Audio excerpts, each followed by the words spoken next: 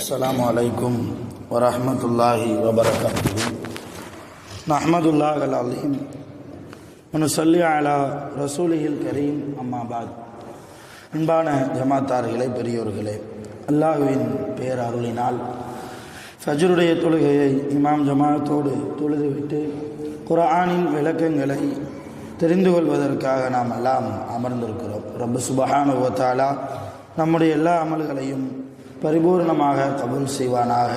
ஆமீன். கைரு பரக்கத்துகள் நிறைந்த நாளாக, கெட்ட முடிவுகளை விட்டும் முசீபத்துகளை விட்டும் உலகத்தின் ஆபத்துகளை விட்டும் அல்லாஹ்வின் படைப்புகளின் தீங்குகளை விட்டும் பாதுகாப்பு பெற்ற நாளாக அல்லாஹ் இந்த நாளை நமக்கு அமைத்து தருவானாக. ஆமீன். அருமையான பெரியோர்களே, 36 வசனங்களை கொண்ட வயலுல்லில் முத்தஃபிஃபீன் என்கிற சூறாவில் 28 வசனங்கள் வரைக்கும் நாம் தெரிந்திருக்கிறோம். அடுத்து சில வசனங்களில் அல்லாஹ் சில மனிதர்களை பற்றி சொல்கிறார். 29வது வசனத்தில் அல்லாஹ் இன்னல்லதீன அஜ்ரமு கானு, நிச்சயமாக குற்றம் செய்யக்கூடியவர்கள், மினல்லதீன ஆமனு யல்ஹகூன், விசுவாசிகளை பார்த்து ஈமான் கொண்டவர்களை பார்த்து சிரிக்கிறார்கள். ரசூலுல்லாஹி ஸல்லல்லாஹு அலைஹி வஸல்லம் அவர்களுடைய காலத்தில் மூமின்களை பார்த்து மூமின் அல்லாதவர்கள் சிரிப்பார்கள். ஏளனமாக கேலி செய்து கிண்டல் செய்து சிரித்தார்கள். வைதா மர்ரு பிஹிம், அந்த மூமின் ஈமான் கொள்ளாதவர்களுக்கு பக்கத்திலே ஈமான் கொண்டவர்கள் நடந்து போனால் யதகாமஸூன், ஈமான் கொள்ளாதவர்கள் ஈமான் கொண்டவர்களை பார்த்து கஞ்சாடை காட்டி கேலி பேசுவார்கள். கஞ்சாடை காட்டி கேலி பேசுவார்கள். அப்படி அந்த ஈமான்தாரியை பற்றி கேலி பேசி முடித்துவிட்டு இதன் கலபு இலா அஹ்லிஹி முன் கலபு ஃபகிஹின், அந்த ஈமான் கொள்ளாதவர்கள் ஈமான்தாரிகளை பற்றி புறம் பேசி கேலி பேசி சிரித்து அவரை எள்ளி நகையாடிவிட்டு தங்களுடைய வீட்டிற்கு போகிற போது சிரித்து கொண்டு கர்வமாக பெருமையோடு தங்கள் வீட்டிற்குள்ளே போவார்கள். வைதார அவுகும், ஈமான் இல்லாதவர்கள் ஈமான்தாரிகளை பார்த்தால் காலு, அவர்கள் இப்படி சொல்வார்களாம், இன்னஹாவுலாஹி லல்லாலூன், நிச்சயமாக இவர்கள்தான் வழிகேட்டில் இருக்கிறார்கள் என்று ஈமான் அல்லாதவர்கள் ஈமான்தாரிகளை பார்த்து பேசுவார்கள்.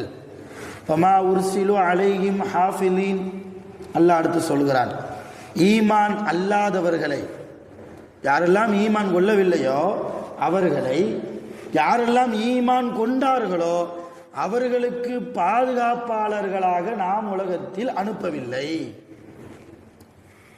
என்ன சொல்ற அல்லாஹ், உன் சோழி ஏதோ அதை பாருங்கிறான், நீ எதுக்கு அவரை பார்க்கிற?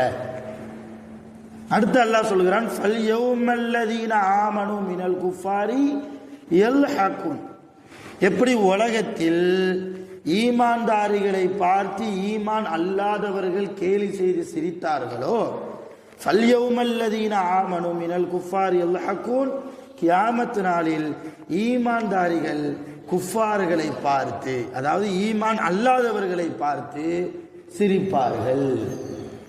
அலல் அராய்க்கு என்துரோன், ஈமான்தாரிகள் சுவனத்தில் உயர்ந்த நாற்காலியின் மீது கட்டிலின் மீது சாய்ந்து உட்கார்ந்து கொண்டு அந்த காஃபிர்களை, தன்னை கேலி செய்து சிரித்தவர்களை பார்ப்பார்கள். எந்த எதிர்பார்ப்போடு பார்ப்பார்கள் தெரியுமா? அல்லாஹ் இப்படி சொல்லி இந்த சூறாவை முடிக்கிறான். ஹல் சுபிபல் குஃபாரு மாகானு யஃஅலூன், உலகத்திலே நம்மை கேலி செய்து சிரித்தார்களே அவர்களுக்கு தக்க தண்டனை, நல்ல கூலி இப்பொழுது நரகத்தில் வழங்கப்படுகிறதா இல்லையா என்பதை சொர்க்கவாசிகள் சுவனத்தில் இருந்து கொண்டு நாற்காலியின் மீது சாய்ந்த வண்ணம் நரகத்திலே அவர்கள் படுகிற வேதனையை பார்ப்பார்கள் என்று அல்லாஹ் இந்த சூறாவை முடிக்கிறார். அருமையான பெருமக்களே, இந்த ஒரு 7-8 வசனத்திலிருந்து அல்லாஹ் ஈமான் அல்லாதவர்களை பற்றி தான் பேசுகிறான். யாரெல்லாம் மூமினா ஆகலையோ, அல்லாஹ்வை ஈமான் கொள்ளலையோ, அவங்க வேலையை பார்த்துட்டு போயிட்டா பிரச்சனை இல்லை. அவங்க ஈமான்தாரிகளை பார்த்து கேலி செய்ததால், கஞ்சாடை காட்டி சமிக்கை காட்டி இப்படியெல்லாம் ஈமான்தாரிகளுடைய மனம் புண்படும்படியான அளவுக்கு பேசியதால் அல்லாஹ் அவர்கள் குறித்து இந்த ஆயத்தை இறக்கியிருக்கிறான். ஆனால் இப்போ நிகழ்காலத்தில் என்ன நடக்குது? எந்த ஈமான் அல்லாதவர்களும் மூளை முடுக்கில் அங்கங்க ஒன்று இருக்கும், அது வேற. ஆனால் பெரும்பான்மையான நம்முடைய மாற்று மத சகோதரர்கள் எந்த ஈமான்தாரையும் பார்த்து குர்ஆனை கிண்டல் பண்ணி அல்லாஹ்வை கிண்டல் பண்ணி சிரிக்கிறார்களா? யாரும் சிரிக்கிறது இல்லை. எந்த ஈமான்தாரியுடைய மனதையாவது அவர்கள் புண்படுத்துகிறார்களா? நம்மோடு அண்ணன் தம்பிகளாக வாழக்கூடியவர்கள், மாமன் மச்சான்களாக, சித்தப்பன் பெரியப்பனாக தோளோடு தோள் கொடுத்து ஒரே ஊரிலே நம்முடைய மாற்று மத சகோதரர்கள் அவ்வளவு அன்பாக இணக்கமாக நம்மோடு பழகக்கூடியவர்கள் யாரும் நம்முடைய மனசை காயப்படுத்துறது இல்லை. நம்ம அப்படி போகும்போது இந்த பாரு அப்படின்னு கஞ்சாடு காட்டியெல்லாம் பேசுறது இல்லை. யார் பேசுகிறார்கள்? நமக்குள்ளேயே தான் பேசுகிறோம் இல்லையா? சொந்த வீட்டில் பிறந்த அண்ணன் தம்பி, சொந்த மாமன் மச்சான், சொந்த மாமனார் மருமகன் இல்லையா?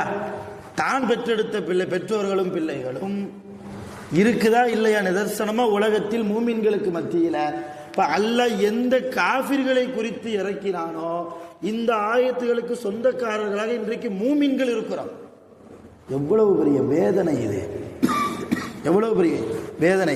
ஒரு நல்ல தொழுகையாளி தொழுது முடித்து விட்டு வெளியே போய் யாரை பற்றியாவது கஞ்சாடை காமித்து இவன் அப்படி அவன் இப்படி என்றெல்லாம் பேசினால் குர்ஆனுடைய பார்வையில் அவன் தொழுகையாளி அல்ல, குற்றவாளி. இன்னல்லதீன அஜ்ரமு, குற்றவாளி. எந்த ஒரு முஸ்லிமை பார்த்தோம் அவனை கேலி செய்கிற விதத்தில் அவனுடைய மனம் புண்படும்படியான அளவுக்கு அவனை பார்த்து லேசாக சிரித்தாலும் கூட நாளை அவன் எங்க போவான்? சொர்க்கத்துக்கு அல்ல, அல்லாஹ் அவனை கேலி செய்ததற்காக நரகத்தில் போக வைப்பான் என்பது இந்த ஆயத்துகளின் மூலமாக நமக்கு பெறக்கூடிய கருத்து ரீதியான அர்த்தமாக இருக்கிறது. நேரடியான அர்த்தத்தை நான் ஏற்கனவே சொல்லிட்டேன், ஆயத்துக்களை வாசித்து நான் உங்களுக்கு அர்த்தம் சொல்லிட்டேன். கருத்து அர்த்தம் எந்த மூமின்களையும் காயப்படுத்தக்கூடாது.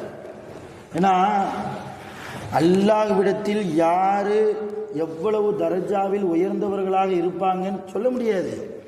பார்க்க பங்கர கோலத்தில் இருப்பாங்க, பரதேசி மாதிரி இருப்பான் பார்க்க. ஆனால் அல்லாஹ்விடத்தில் அவனுக்கு மிக உயர்ந்த அந்தஸ்து இருந்திருக்கும். என்றைக்காவது ஏதாவது ஒரு நல்ல அமல் செய்திருப்பான். தன் பெற்றோர்களை கவனிச்சிருக்கலாம், தன் மனைவியை நல்ல முறையில் அன்பாக நடத்தியிருக்கலாம், தன்னுடைய பிள்ளைகளுக்கு மார்க்கம் சொல்லி கொடுத்திருக்கலாம் இல்லையா? யாருக்கும் அநியாயம் செய்யாமல் அநீதம் இழைக்காமல் நடந்திருக்கலாம். அதனால அந்த செயல் அல்லாஹ்வுக்கு பிடித்து போய் அவன் அல்லாஹ்விடத்தில் அந்தஸ்தால் உயர்ந்தவனாக இருக்கலாம். அதனால யாரையும் குறைத்து மதிப்பிடக்கூடாது என்பதுதான் இந்த சூறாவினுடைய மிக முக்கியமான படிப்பனை. யாரையும் ஜட்ஜி பண்ற இடத்துக்கு நம்ம வரல. அப்படி ஜட்ஜி பண்ற தகுதி முதல்ல நம்மள்கிட்ட இருக்கா என்பதை ஒவ்வொருவரும் முதல்ல யோசிக்கணும். நான் முதல்ல நல்லவரா? அல்லாஹ்வுக்கு முன்னால் என்னுடைய இடம் எப்படி? அல்லாஹ்வுக்கு முன்னால் நான் நெஞ்சை நிமிர்த்திய நாளை அவனை தைரியமாக பார்க்க முடியுமா? நான் குற்றம் செய்யாதவனாக இருக்கிறேனா என்று முதல்ல நம்மை நாமளே எடை போட்டு பார்த்ததற்கு பின்னால் தான் அடுத்தவரை கழிவு குடிக்கிறதுக்கு வரணும். அப்போ கூட சாலிகின்கள் வரமாட்டார்கள், அல்லாஹ்வுக்கு நன்றி செலுத்துவார்கள். இன்னும் அதிகமாக ரப்பே உன்னுடைய நெருக்கத்தை எனக்கு தருவாயாக, சைத்தானுடைய சூழ்ச்சிகளை விட்டும் என்னை பாதுகாப்பாயாக, என் குடும்பத்தார்களை பாதுகாத்து என்னுடைய பிள்ளைகளை பாதுகாத்து விடு என்றெல்லாம் சொல்லி சாலிஹீன்கள் அடுத்தவர்களை எப்போதும் பார்ப்பதே இல்லை. தன்னுடைய கபர், தன்னுடைய கியாமத் நல்லபடியாக அமைய வேண்டும் என்பதற்காக துஆ செய்து கொண்டிருப்பவர்கள் தான் நல்லடியார்கள். அப்படிப்பட்ட நல்லடியார்களாக இன்றைக்கு முஸ்லிம்கள் நாம் இருக்கிறோமா இல்லையா?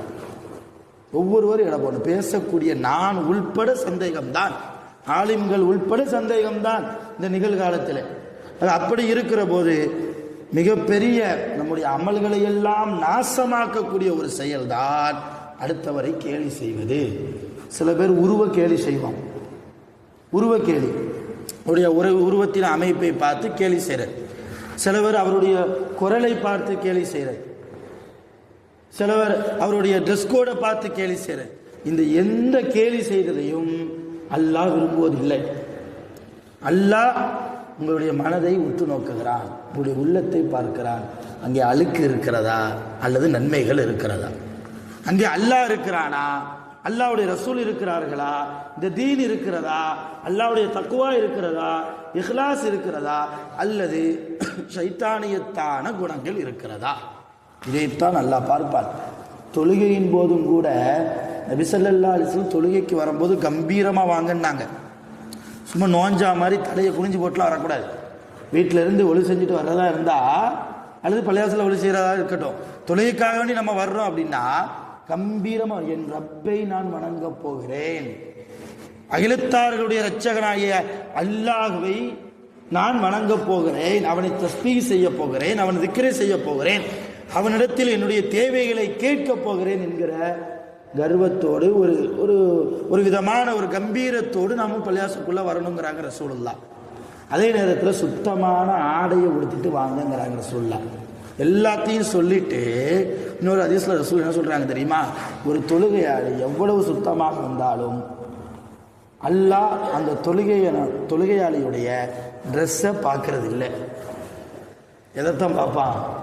உள்ளத்தை தான் அல்லாஹ் பார்ப்பான். இவன் எப்படிப்பட்டவன்?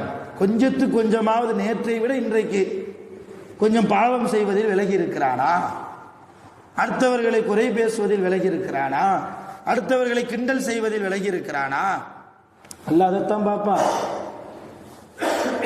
அலங்காரத்தோடு நல்ல ஆடையோடு பள்ளிவாசலுக்கு வருவது ரசூலுல்லாஹ்வுடைய சுன்னத், அதற்கு நன்மை உண்டு.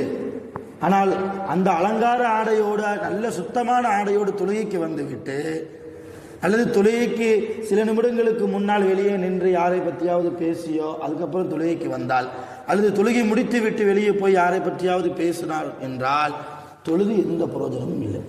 அருமையான பெருமக்களே, இந்த சூறாவில் மிக முக்கியமான படிப்பனை வெறுமன காஃபிர்களுக்கு மட்டும்தான் இது இறக்கப்பட்டது என்று நாம் சொல்லி ஒதுங்கிவிட முடியாது. குர்ஆன் என்பது காஃபிர்களுக்கும் சொந்தம், மூமின்களுக்கும் சொந்தம், ஈமான்தாரிகளுக்கும் சொந்தம். யாரெல்லாம் ஈமான் கொள்ளவில்லையோ அவர்களுக்கும் இந்த குர்ஆன் பொதுவான குர்ஆன் சொந்தம்தான். ஆகையால் அவர்களுக்கு இறக்கப்பட்ட சட்டம் நமக்கும் சில இடங்களில் பொருந்தும். அந்த குணம் நம்மிடத்தில் இருந்தால் பொருந்தும், அந்த குணம் நம்மிடத்தில் இல்லாமல் நாம் ஆக்கிக் கொள்வோம். வல்ல ரஹ்மான் அப்படிப்பட்ட தூய்மையான வாழ்க்கையை வாழ்வதற்கு அல்லாஹ் நம் அனைவர்களுக்கும் அருள் புரிவானாக. வஆகிரு தஅவானா அல்ஹம்துலில்லாஹி ரப்பில் ஆலமீன். சுப்ஹானல்லாஹி வ பிஹம்திஹி சுப்ஹானல்லாஹி வ பிஹம்திஹி அஷ்ஹது அன் லா இலாஹா இல்லா அன்த அஸ்தக்ஃபிருக வ அத்தூபு இலைக். ஆமீன். சுப்ஹான ரப்பிக ரப்பில் இஸ்ஸத்தி அம்மா யசிஃபூன். ஸலாமுன் அலல் முர்ஸலீன். அல்ஹம்துலில்லாஹி ரப்பில் ஆலமீன். ஸல்லல்லாஹு அலா முஹம்மத் ஸல்லல்லாஹு அலைஹி வஸல்லம். ஸல்லல்லாஹு அலா முஹம்மத் ஸல்லல்லாஹு அலைஹி வஸல்லம். ஸல்லல்லாஹு அலா முஹம்மதின் யா ரப்பி ஸல்லி அலைஹி வஸல்லிம். அஸ்ஸலாமு அலைக்கும்.